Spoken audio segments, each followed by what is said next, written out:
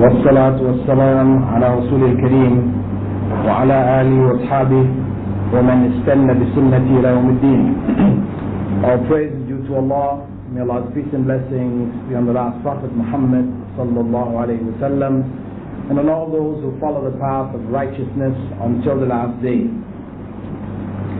The topic for this evening's first lecture is on the transmission of Hadith.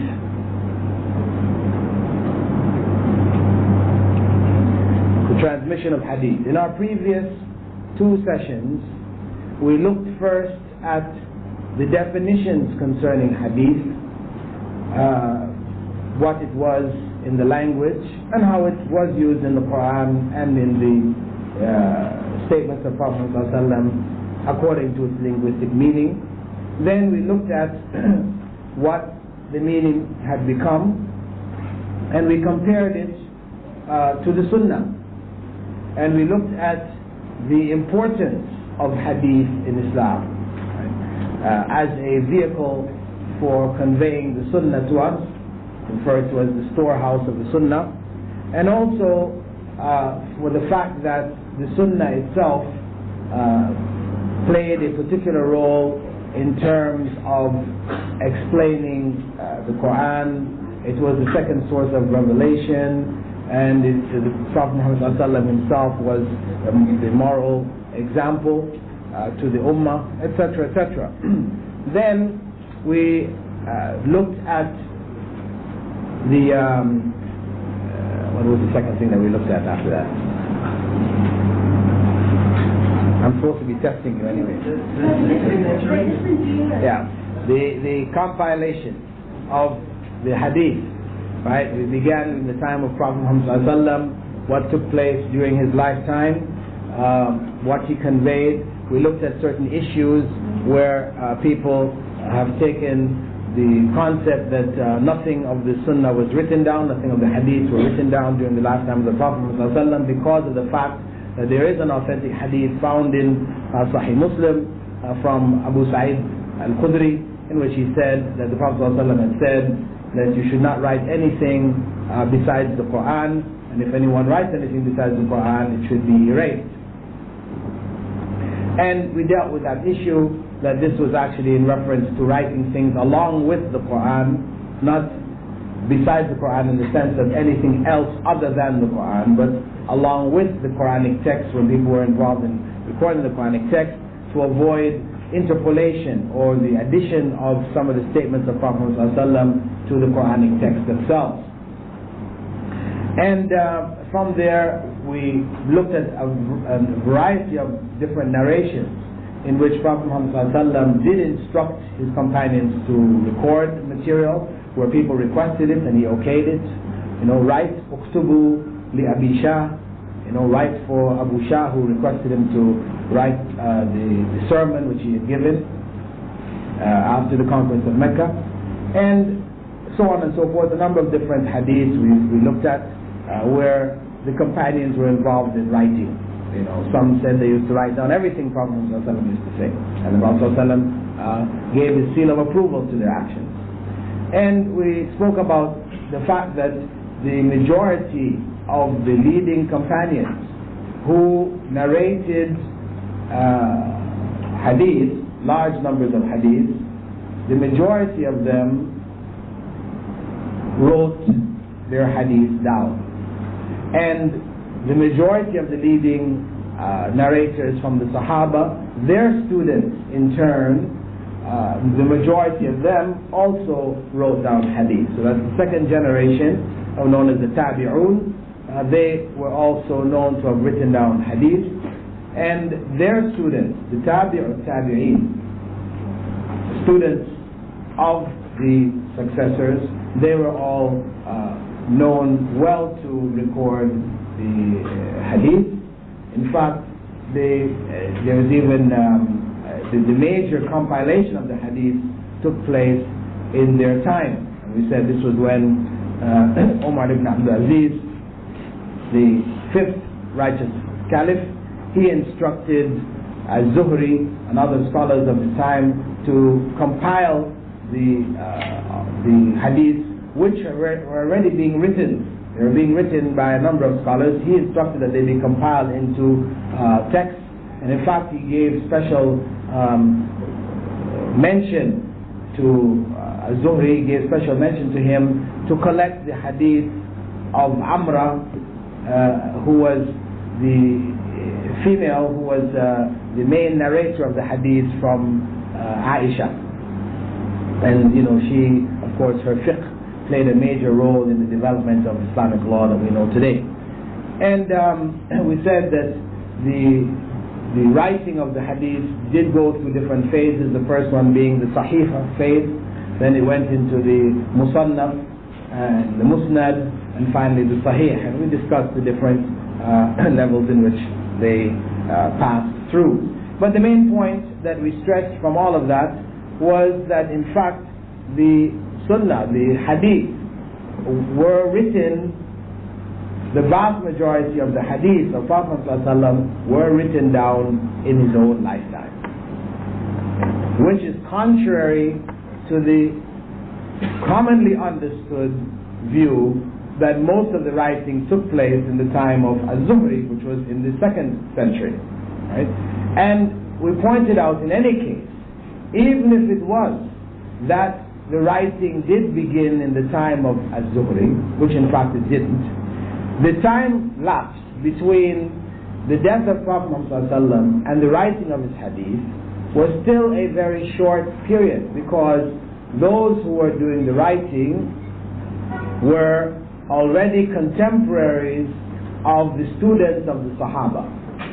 So there was only a step, a very short step to the Sahaba, to Prophet ﷺ, through which they recorded the hadith. Anyway, in this session we will be looking at the methods which developed amongst those who are involved in teaching and learning the hadiths of Prophet Muhammad ﷺ. And the general heading which is given to this process of learning the hadith is called Tahammul al-Ilm. Tahammul al-Ilm, which means literally carrying knowledge. What they're referring to really are the methods by which the knowledge was conveyed. And a certain terminology developed, as in any field, any specialization. The people who were involved in it developed certain terminology to describe the different processes which are taking place in that particular field.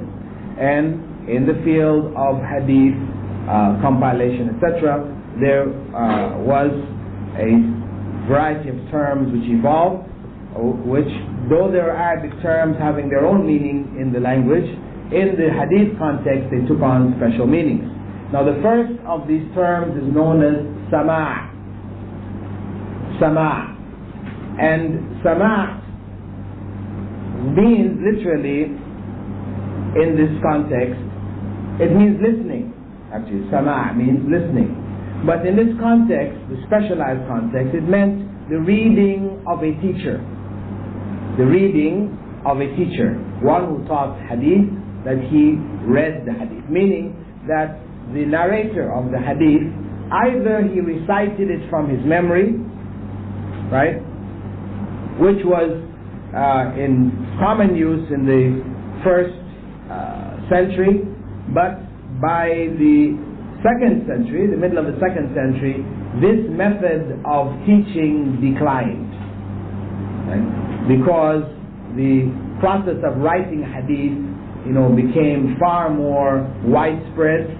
The techniques, people learning it, etc., more knew it. So as writing increased, then narration from memory decreased. However, this method still continued, as a part of training for scholars in the memorization of hadith. This tradition of memorizing is still a part of the tradition of hadith study.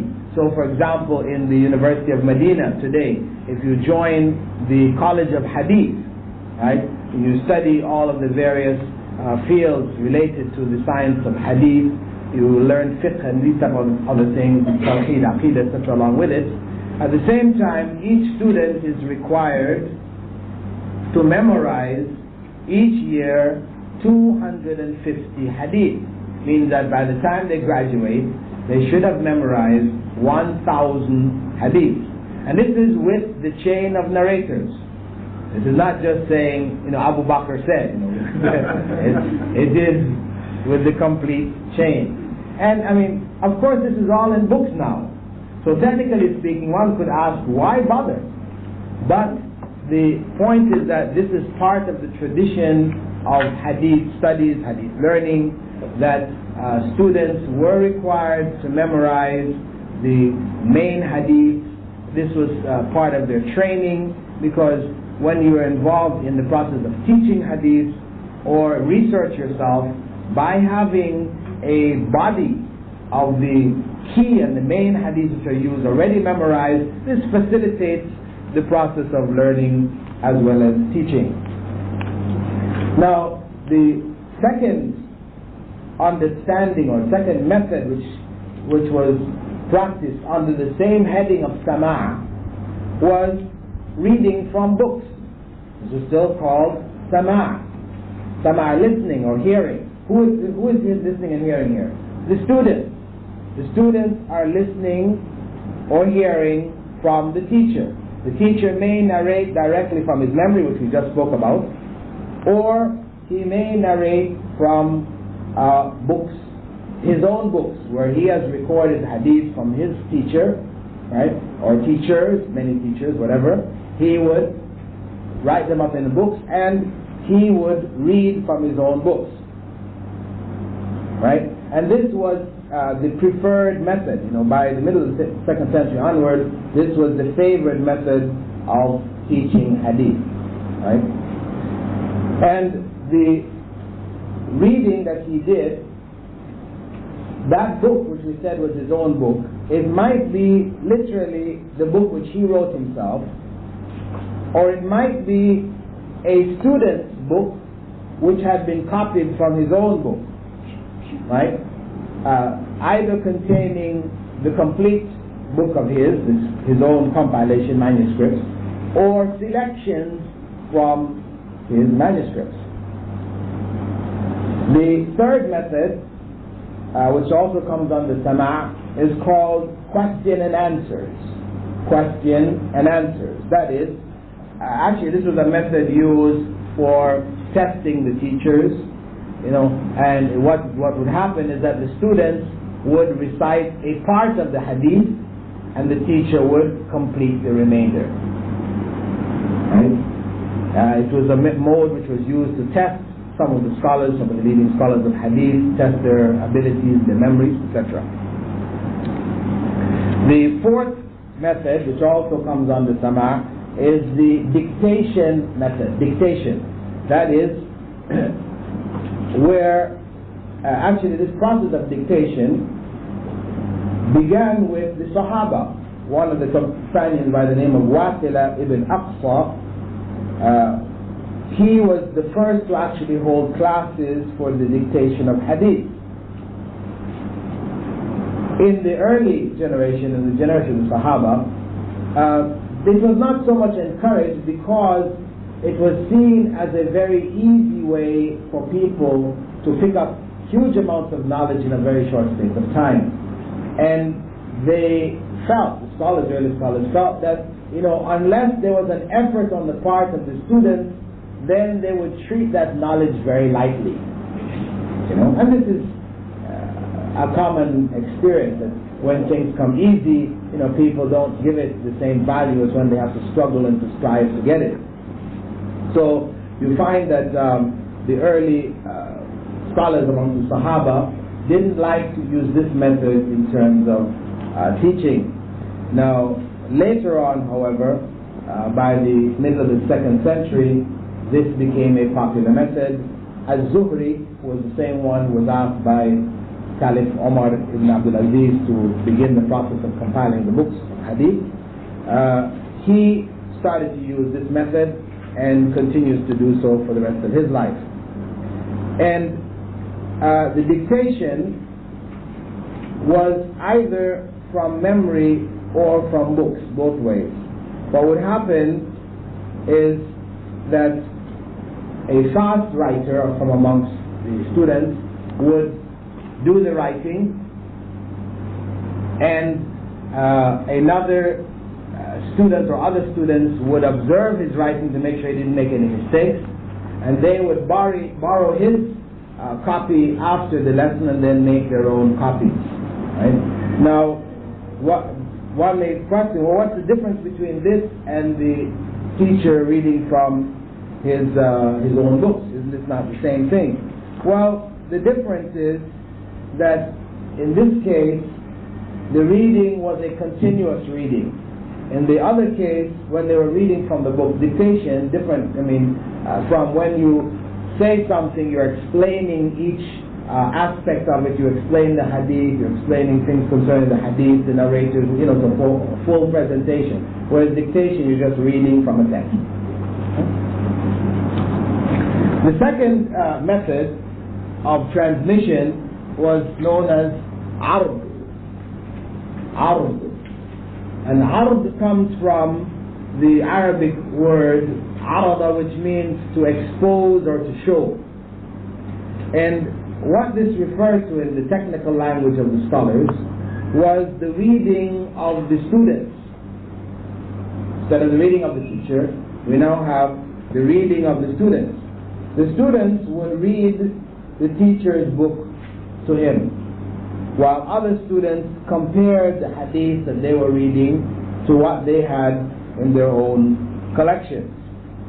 And from the from the beginning of the 2nd century, this became one of the most popular methods of learning. And you find it in practice even till today. If you go in certain areas where they still use the traditional methods of the circles of learning. If you go to the masjid in Medina, in Mecca, and some of the old masjids in Egypt and elsewhere, you will find, a leading scholar will be there, and a student will be reading from a book. He will stop the student, give explanations, added explanations, etc., etc. But then, the student will continue. He's the one who does the reading. The books that they were reading from, of course, were the books of the teacher. Either the teacher provided copies, because many of the teachers would have scribes along with them who were personal students who would stay and make copies of his books, or there were copies made by the students from the original copy of the teacher, and whenever they made a copy, what they would do is at the end of each hadith, for example, the hadith ends, you have a hadith which begins, for example, حدثنا, and they go on to the end, whatever, فقط. That's the end of the hadith. What they would do is they would write or make a circle above the end of the hadith. And every time they read the hadith back to the teacher, they would make a mark in here. What we would normally put a tick, they would make some kind of mark inside of that circle. And that it would not be permissible for them to narrate hadith from this book until it at least have gone through one reading to the teacher, wherein he has approved all of the hadith. Right? Of course, these books were oftentimes read many more than one time, and each time the students would read it, they would go and put another mark in that circle. Now, this was in the case of the copy books of the students themselves. Of course, the teacher's own book, this was not necessary, but wherever copies were made, this was necessary. And basically, a student who got a hold of copies, even of his own teacher, right, but didn't go through this process, and he began to narrate from books, he was classified as Sadiqul Hadith, or a Hadith thief. They would label him as a Hadith thief if he did this. And this is sort of equivalent to modern day copyright laws, where a person may buy as many copies of a book as they want, but to produce your own book, you cannot without permission of the author himself, right? Or the company that handles the book for him. Okay? So these were the most popular two methods of transmission: sama' and arf. The third, called ijaza, this was a permit to transmit, a permission given to students to transmit the information which they had received, the hadith. And this was given obviously by the teacher to the student. After the student had read the book back to the teacher, then the teacher would give him permission. Now, this permission in later centuries became just a permission to read. They had read through the hadith. Many times the hadith would not have all of the fatha, kasra, dhammas, these kind of things. So it meant they had to have knowledge of the language, knowledge of the words, etc., to be able to read it back accurately. So that permit was a permit of reading. In earlier times, that permit was a permit of reading with understanding, being able to give, explanation of the strange words in the hadith. There may be some unusual words used, which are not in common usage at that time, that the teacher would have explained. The students would also have to be able to do that. Having done that, they would get their ijaza, right?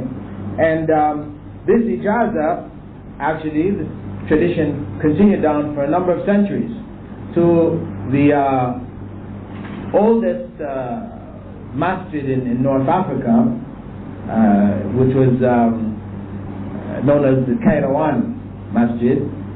There they used to write, when they gave the student the ijaza, right, they would write at the bottom of it bil-haq al-riwaya, meaning you have the right to narrate. Haq meaning right, riwaya means narration or transmission. So bil-haq al-riwaya, this was the phrase placed at the bottom of these ijaza certificates. And when Muslims, of course Muslims also ruled Spain, and this tradition was practiced there also, carried into Spain, and this was the way in which these certificates were signed. Bil-haq al-riwaya eventually became corrupted into baccalaureate, and from baccalaureate it became bachelor's. So what we now know as the bachelor's degree, the BA, it comes from this phrase bil-haq al-riwaya, which was placed on the bottom of the ijaza certificate. Anyway, the use of this basically was to protect text from alteration. This issue of getting permission to transmit, this was to protect the text from additions or subtractions which were taking place, which may, students may have made their own notes, etc. in a given text from the teacher. The teacher would only give a permit if he read back the text as it was, and they would sign it, and then would indicate there that nothing else could be added to it. Right? So this was a way of preserving text from alteration. The fourth method is known as munawala. Right? Munawala. Munawala comes from a term which means to take or to pick up. And what it refers to is the granting of books.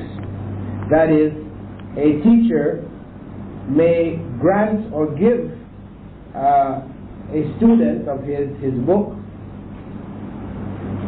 with the authority to transmit it.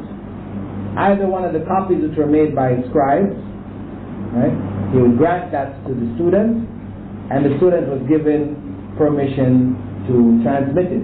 It may have been one of the students that had been with him from the beginning, and so he didn't need to have him read it back to him and then verify his reading. He was known, so it was just simply the act of giving him that book and giving him the permit to transmit it.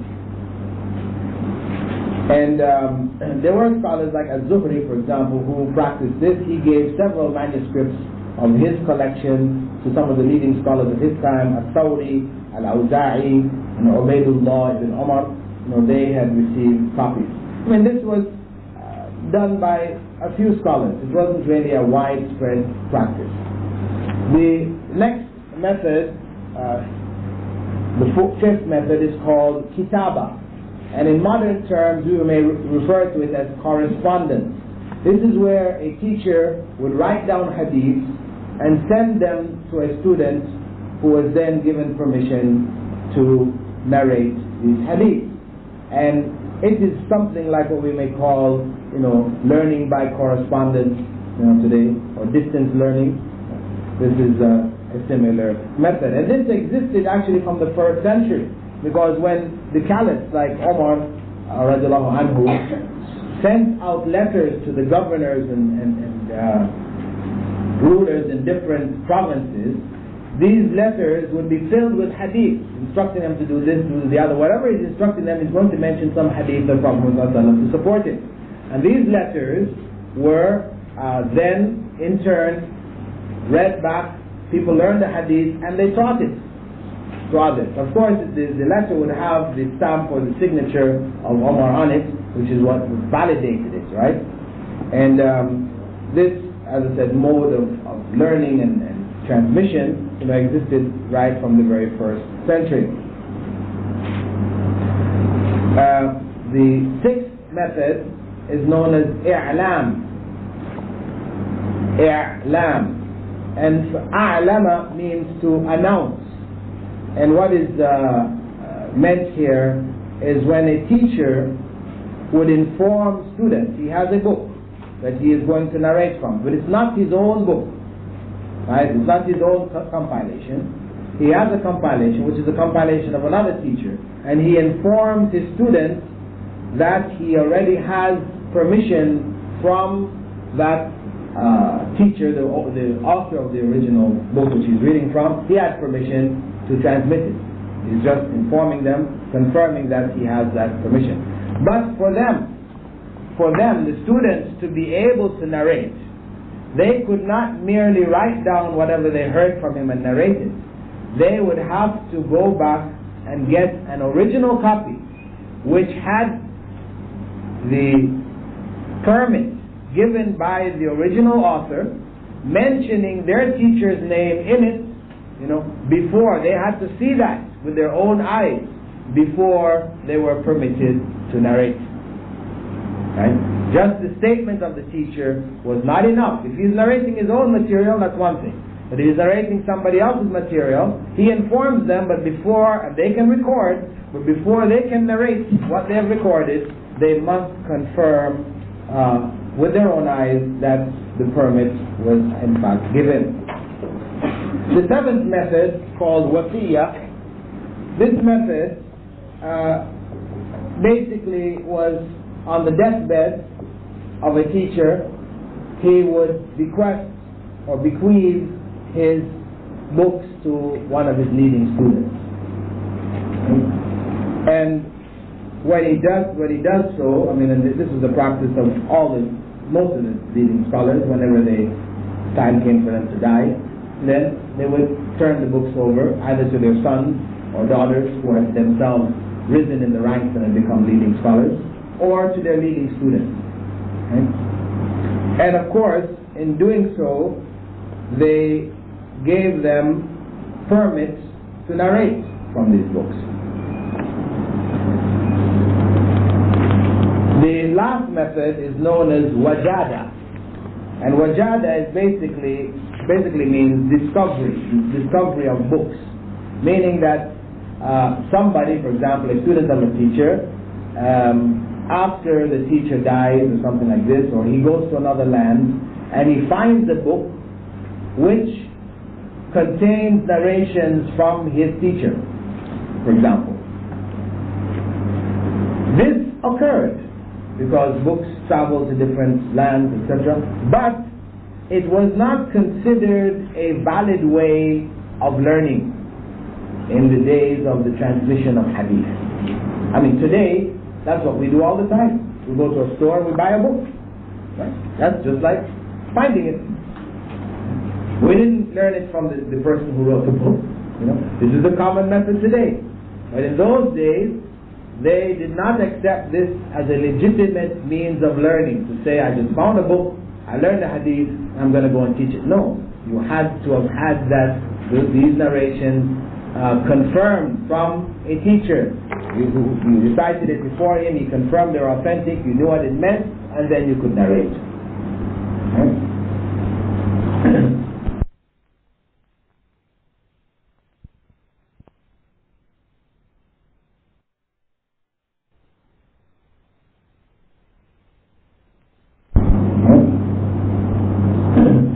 So these represent the main 8 methods of narration or transmission of hadith. Of course, 1 and 2 were the most common. Right? This is the sama' and ard. Either the teacher is narrating and dictating, or the student is reading from the books of the teacher. Now, in terms of the terminology which was used in the process of narration, the scholars, as they developed technical language to describe the modes by which they learned, they also developed technical language or technical terms in their manuscripts to indicate the conveyance of the information. And it's important to understand the technical meanings of these terms, because in the misunderstanding of the technical meanings, we find a misunderstanding concerning the actual transmission of hadith. Now, the first term most commonly used, and it's the first two, first term is called haddathana.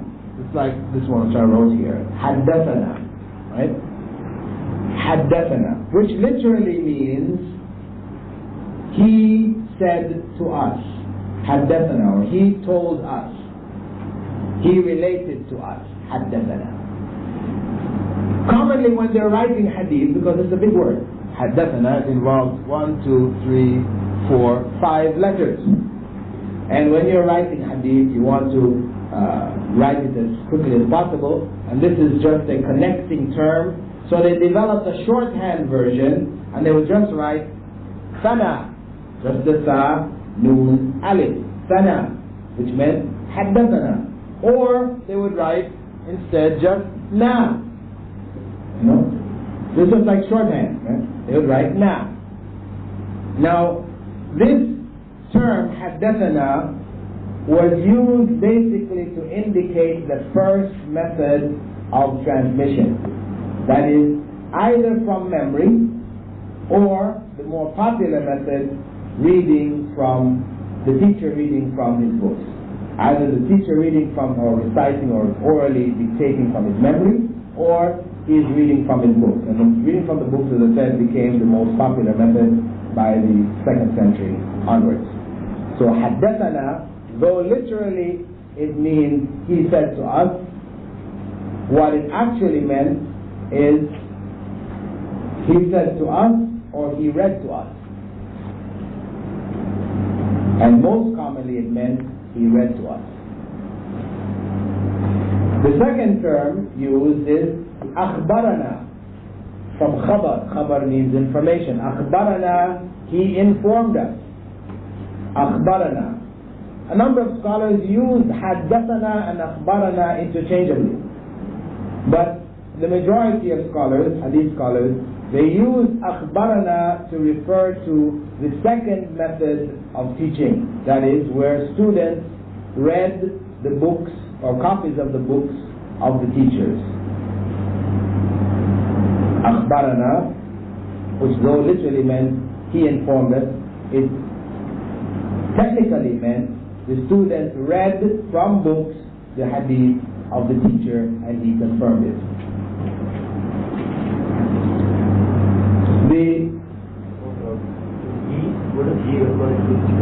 The teacher. Haddathana, he informed us, meaning our teacher informed us.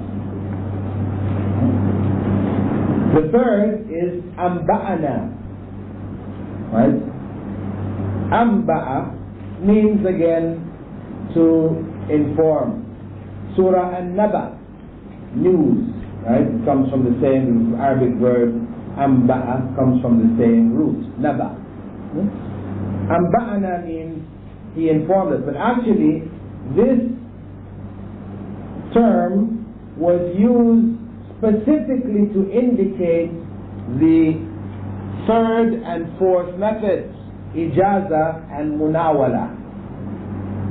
Whenever books were given with the permission to narrate,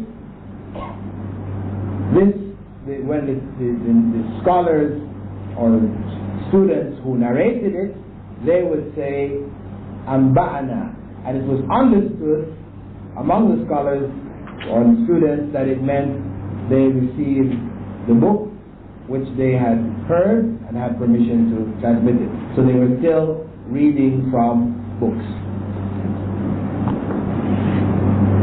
The fourth method is sami'a. Sami'a is the verb to hear. Right, to hear.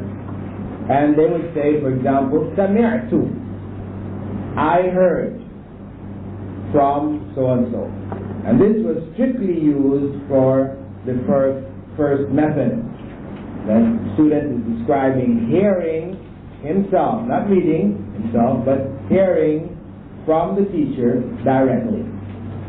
So these four methods, in particular, haddathana, akhbarana, anba'ana, and sami'at, these indicate direct transmission of information.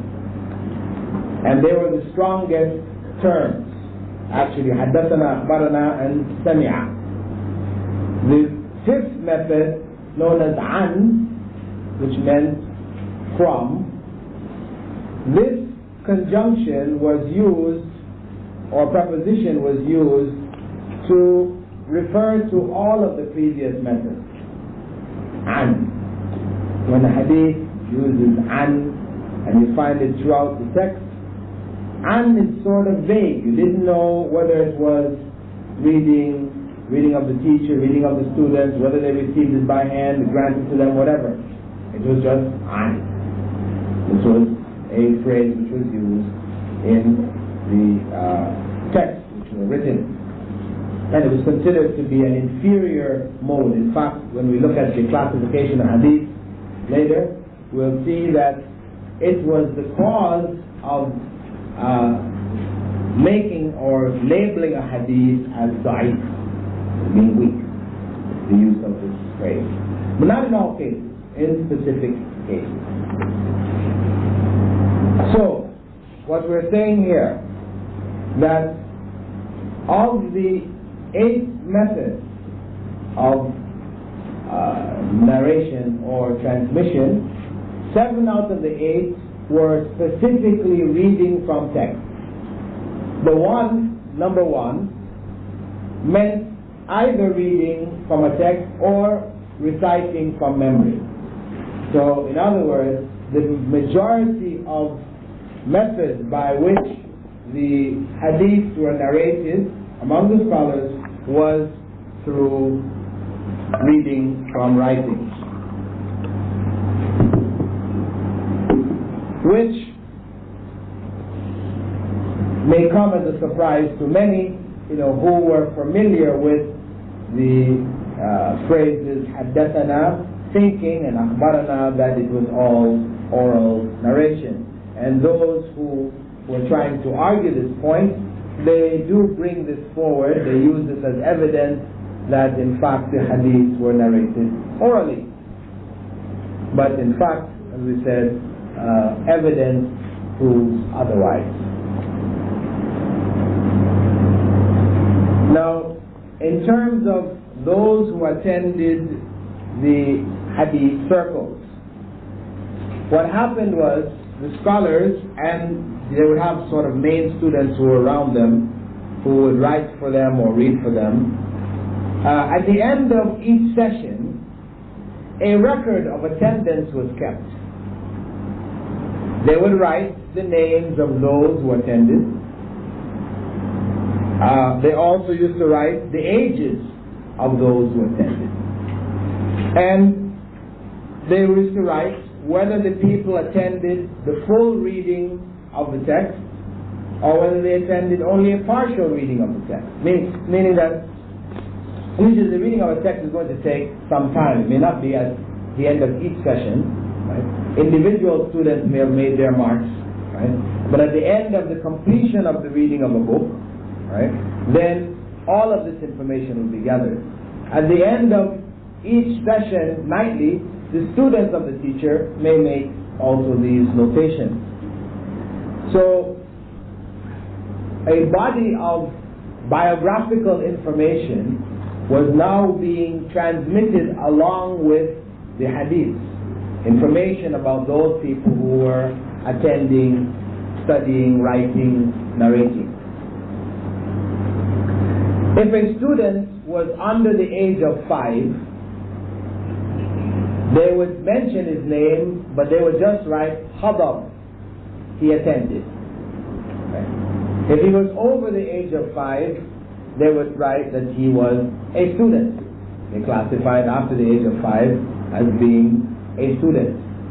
Younger than the age of 5, they would just classify them as just an attendee, right? It's like auditing a course, right? It's just auditing, right? The certificate that we mentioned, at the end, where a book had on it all of the people who attended and all this kind of information, this was, I said, included a statement that nothing else should be added to the text, indicating nothing else would be added, and it would be in the handwriting of that particular teacher. This was called tibaq. This stipulation which they would put at the end was called tibaq, and they would put this, as I said, at the end of the reading of any of the major texts.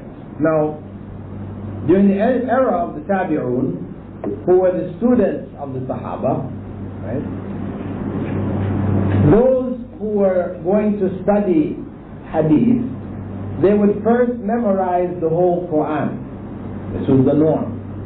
They would first go and memorize the whole Qur'an, and they would go and study Islamic law, Sharia, under some fiqh teachers, and they would go and study Arabic grammar, and after that they would join the circles of hadith. Usually the average age was around 20 that they would join the study of hadith.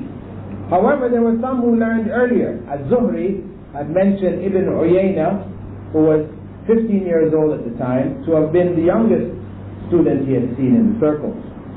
But Ahmad ibn Hanbal, he had begun the study of hadith when he was himself 15 years old.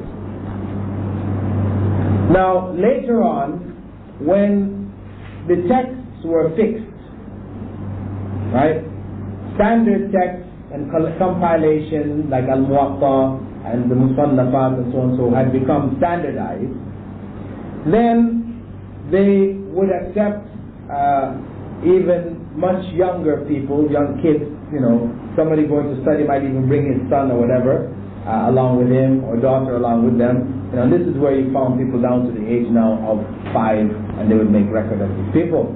And the basic position that the scholars took is that the youngest age was the age at which a child could discriminate between a cow and a donkey. This is how they put it, right? If you pointed to a donkey and they would know this was a donkey and this wasn't a cow, they could have put, at a certain age kids will mix up this is a cow, this is a donkey. That when they reached the point where they really knew what a cow was and what a donkey was, they said, okay, this is the time that they could now start officially learning hadith. So we find, for example, Ad-Dabari, who transmitted the Musannaf of Abdul Razak, after Abdul Razak died, he was only 7 years old, and he was the main transmitter of this work, al-Musannaf. Now, what you found is that with every generation, the numbers of teachers and students increased exponentially. In the time of the Tabi'un, scholars like al-Thawri, Ibn al-Mubarak and al-Zuhri made reference to hundreds of their own teachers. They had studied under hundreds of teachers. And al-Zuhri himself has over 50 recorded students. Now he had many others who sat in his classes who are not on record as having been his among his main students, but he had over 50 students who would be classified as main students who narrated books from him. And of course, their students had similar type of numbers and even bigger. So what you find is that with each generation, the numbers of transmissions of the hadith became many. So a single hadith, for example, which was narrated by a Sahabi to a group of Tabi'is,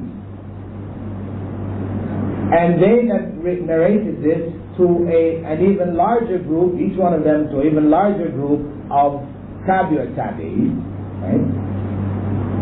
That single hadith, what began as a single hadith, by the time it reached the Tabi'is who are narrating, maybe up to 100 different narrations of that same hadith.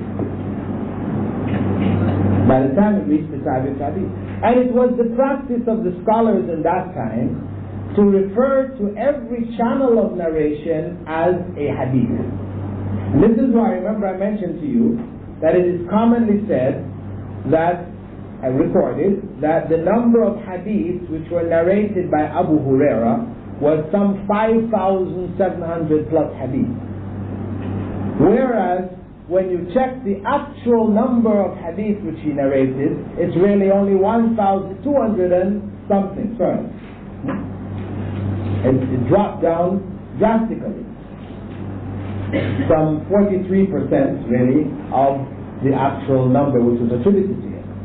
Why that was? Because they referred to every channel in which a hadith came from Abu Huraira as being a hadith from Abu Huraira. This is where you got that big number. And this is why people sort of raise doubt. Usually when people are trying to attack hadith, they usually head straight to Abu Huraira, because he was the most prolific narrator of hadith. And he was really only with Prophet ﷺ for 3 years. You know? He was only with him for 3 years, then he was sent as a governor. Right? So he spent 3 years with the Prophet ﷺ. So they questioned, how in the world could he, spending 3 years with the Prophet ﷺ, be narrating 5,000 hadith? The point is that the actual numbers were 1,000 plus. Furthermore, he, as he explained, when everybody else was, busy with work, with their farms or whatever, and their businesses, etc., he said, I used to just sit and memorize the hadith of the Prophet. That's all I did. And on one occasion, I complained to Prophet ﷺ that, I was having trouble remembering some of the hadith, and he put his cloak over me. His cloak, put it over me. And from then on, he said he didn't forget the hadith. So, when we deal with the fact that we're talking about only 1,000 plus hadith, 1,500, 600 hadith, this in terms of living with a person for 3 years, right, and he stuck very close to Prophet ﷺ, to find 1,600 things that you could describe about this person or what they said, pathetic. Now, as an example of the proliferation of Islam, there is a hadith, very famous hadith, wherein the Prophet ﷺ has said, إِنَّمَا جُعِلَ الْإِمَامُ لِيُؤْتَمَّ بِهِ. Indeed, the Imam was appointed to be followed. So when he says Allahu Akbar, say all of you Allahu Akbar. And don't say it until he has said it. And when he bows, all of you should bow, but do not bow until he bows. When he says Sami Allahu liman hamida, that is, Allah hears those who praise him, then say Allahumma Rabbana lakal hamd. O Allah, our Lord, all praise is yours. And when he prostrates, do so, but don't do so before he does so. And if he prays standing, then do so. And if he prays sitting, you all should pray sitting.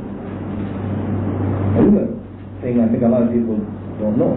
If the Imam, for whatever reason, is ill, crippled, or whatever, he prays sitting, then everybody behind him is supposed to pray sitting also. And they get the reward of praying standing. Right? True, Prophet ﷺ said the prayer sitting is worth half the prayer standing, the prayer lying is worth half the prayer sitting. Right? So we know that for a person to pray nafila sitting is to chop off half the reward of their prayer straight away. And this is a practice common in the Hanafi school. Of the nawafil, if you wanted some of the nawafil, they pray sitting. But in fact, they are just throwing away half the reward of their prayer. The Prophet ﷺ clearly said that. They say, well, no, we're following the sunnah of the Prophet ﷺ. What sunnah? The sunnah when he was too sick to stand, he could no longer stand, so he prayed sitting. That's the sunnah you're following? No, you're not. You're not following it because you're not sick. Right? If you are sick and you pray sitting, then you're following his sunnah. But if you are perfectly healthy and you're praying sitting, when he prayed sitting when he was sick, then you're not following the sunnah. That's the reality.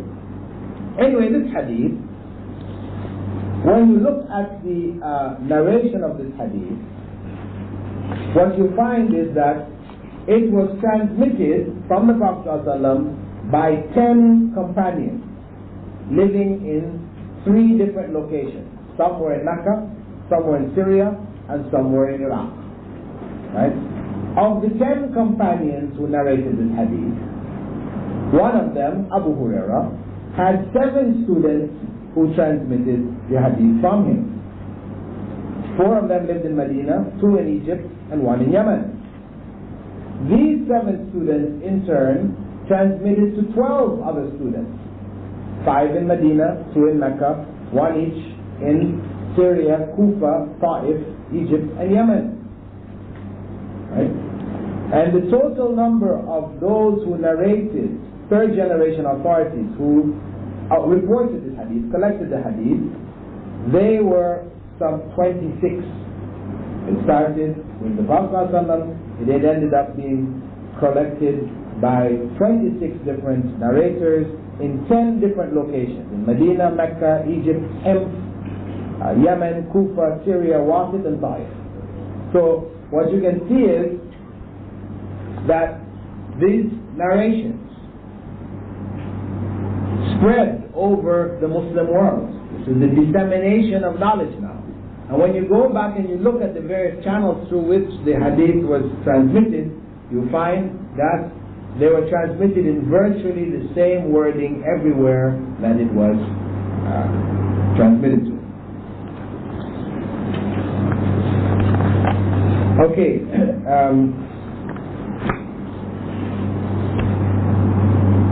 just to complete this section, we're going to take a pause after that. To complete this section, there's one other point. Oh, can you slow down a bit so we can write this down? Well, these details, don't worry too much about these details, right? What you can catch with shorthand, you catch. What you can't, as I said, I am preparing the notes. By tomorrow, inshallah, or Tuesday at the latest, I will have it in your hand. The important point is, you hear and understand basically what I'm presenting, hear the ideas. You have it in your hand when you do revision, because inshallah we'll have the examination on Saturday, right? So you'll have it to revise with over the weekend, right? Anyway, the final point, which has to do with the transmission of hadith, which I'd like to address now, is the system of isnad. This these different channels of narration, this is referred to as isnad of the hadith, right? The chain of narration of the hadith, the isnad. Now, some people mistakenly think that it is unique to Muslims, that it doesn't exist anywhere else. In fact, it is. It did exist elsewhere. Orientalists, because the fact that isnad took on a very, very important position in Islam, so much so that it was elevated to be a part of the religion. Abdullah ibn al-Mubarak had said, and he was one of the scholars from the 2nd century, he had said, and he was one of the teachers of Imam al-Bukhari, Imam Bukhari is one of his teachers, he said, the isnad is from the religion. Were it not for the isnad, anyone could say anything he wished. The isnad is from the religion, it's a part of the religion. Were it not for the isnad, anyone could say anything he wished about the religion. He could add, subtract anything he wanted. And by the end of the 1st century, the isnad science was fully developed. Ibn Sirin, who was one of the people who died at the end of the 1st century, he has said, in the beginning, they were not asked about isnad all the time. They were not particular about the isnad. However, once the fitna took place, turmoil spread, then they began to demand it. The fitna is understood to refer to the struggle between Ali and Muawiyah, to some degree in the time of Uthman, and the turmoil was developed after it. From that period means from amongst the Sahaba, from the time of the Sahaba, they started to question. Now, whenever people were bringing information, they started to demand. They would say, name your men to us, name your narrators to us. And if the narrators mentioned were from Ahl al-Sunnah, we accepted, and if they were from Ahl al-Bid'ah, we rejected. Right? Because during the time of turmoil, people tried to introduce statements or concepts to support their various deviations, certain deviations taking place. Anyway, as I said, the isnad has a critical role with regards to Islam. So naturally, the Orientalists try to downplay the importance of isnad. Orientalists mean scholars, Western scholars, non-Muslims, who have spent great deal of time to learn Arabic and to study Arabic texts and this type of thing. Some of them become specialists in these texts. But their sole goal, on one hand, it is the pride of being, an Arabist, a scholar. And on the other hand, it is, and it began as a means of finding the weak points amongst Muslims to facilitate the attack, the intellectual attack on Islam.